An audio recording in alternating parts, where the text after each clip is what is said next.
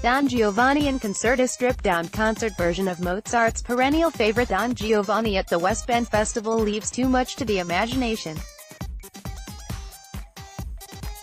Produced by Alexander Dobson. Westben Center for Connection and Creativity, Camp Woolford, ONT. July 7, Camp Woolford, ONT.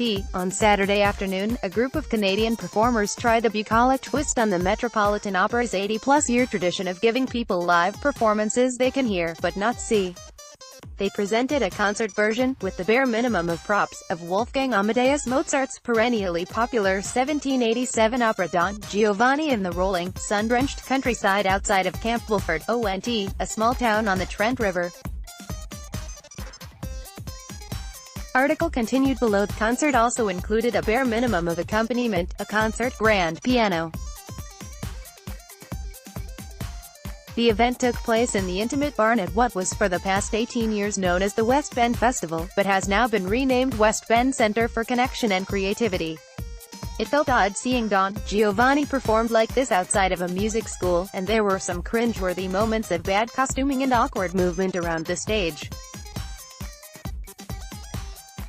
But if one closed one's eyes, Saturday afternoon at the opera style, it was an impressive performance. Read more. Westben's setting magic for music. Making music in the barn. Canadian-British baritone Alexander Dobson, the show's producer, had assembled a first-rate cast, placing himself in the title role. He also made some judicious cuts to the opera, resulting in a tidy, 2-hour performance time. And pianist Andrea Grant was impressive in rendering a colorful, elegant accompaniment.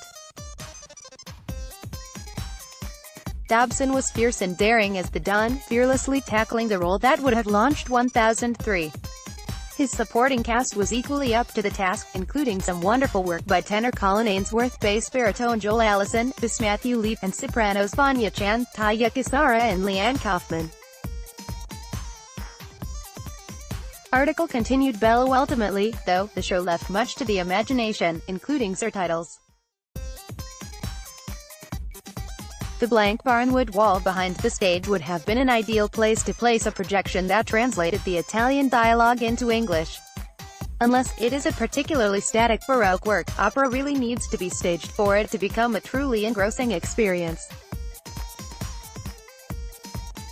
At least the folks at Westben were being creative with the programming, which includes all manner of classical and popular music styles.